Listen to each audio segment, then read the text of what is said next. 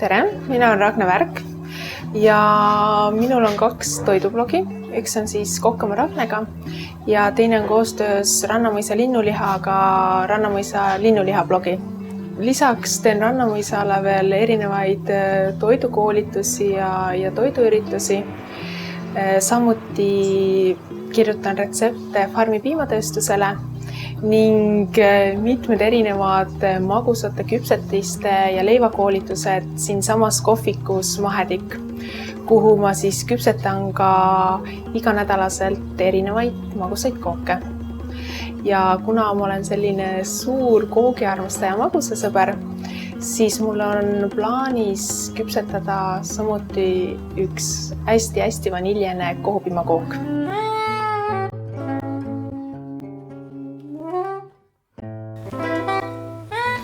Mina teen siis ühte hästi lihtsat kohupiima vaniljakooki ehk hellitavalt ma kutsun seda daamide koogiks. Põhja jaoks siis segan kokku kuivained.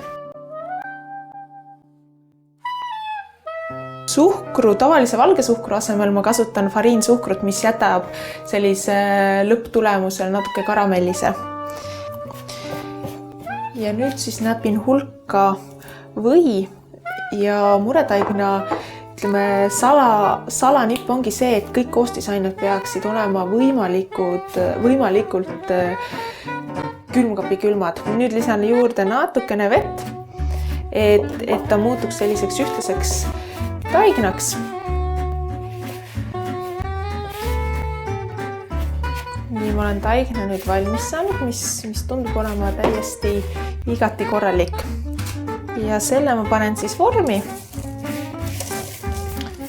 ja laotan selle taigna nii vormi põhja laiali kui ka natukene ääred ülesse. Põhi on mul nüüd ilusti koogivormi saanud ja panen selle ahju. Ahju ma olen siis eelnevalt 200 kraadi juurde pannud ja küpsetan seda siis nii kaua, kuni see põhi muutub ilusti kuldpruuniks. Ja sel ajal, kui kook on ahjus, tuleb teha täidis.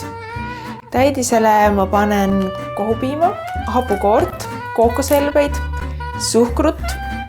Segame siis need täidisained omavahel ja kõige lõpuks lisame vaniljekastmepulbrit jauhaaval.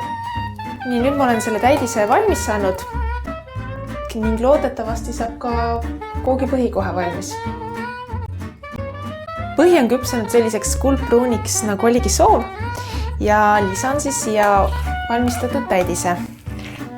Nüüd, kui täidis on ilusti laiali laotatud, siis ei jää muud üle, kui peale panna marjad.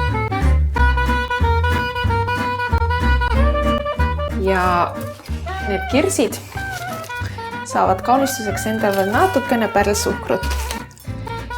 Ja siis võime sööma asuda. Head isu!